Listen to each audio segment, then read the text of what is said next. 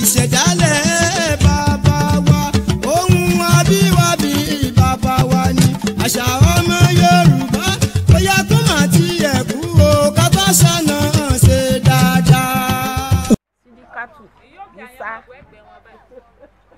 Sídíkàtù yìí sá ní alágbà. Iniṣa. Ẹ ṣé mà.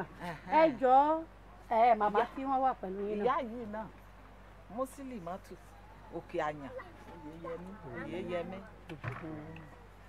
Ẹ jọ̀ọ́ iṣẹ́ ọṣẹ dúdú kí làwọn nǹkan tí wọ́n fi ń ṣe?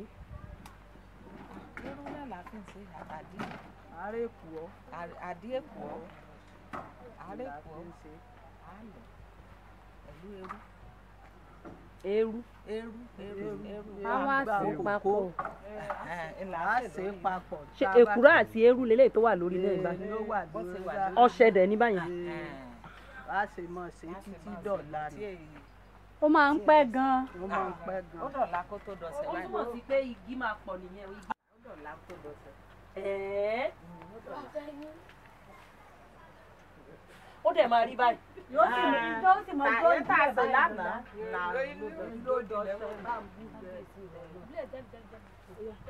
Ẹni bá lóògùn ò lẹ̀. Báwo wá ní.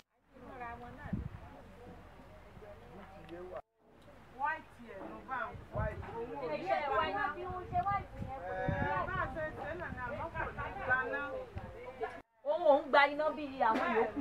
Ṣé ó wà fún kòkòrò ni àbí fún àwẹ̀ ẹ̀dá náà ni?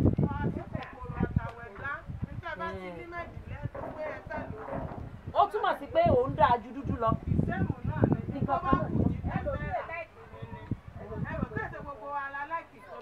Bẹ́ẹ̀ni. Gbé lọ síbi ilẹ̀ Ghana àti àwọn ìlú káàkiri àbí ìlú agbègbè níbi odò ọ̀sìn. Àwọn gbé lọ lú èdè. Àdúrà ti gbà. Àwọn màmá ti lówó nìyẹn. Wọ́n wá ń rà lọ́wọ́ ilẹ̀ Haúsá Pọ́tà gbogbo rẹ̀ ní ti wá ń rà. Ẹ wá rà. Ọlọ́run ṣe é kú iṣẹ́. A máa ju yín ṣe lágbára. Jíjẹ náà tún wà bẹ̀rẹ̀ tá a ṣe jíjẹ lẹ́gbẹ̀ẹ́ kan náà. Bájẹ náà làgbà ń tà sí. Ọyọyọ. Ewé dúnú. Àbí o. Ẹ kú iṣẹ́. Ẹ kú iṣẹ́ gan-an. Ẹ kú ìyànjú. ìṣẹ̀dálẹ̀.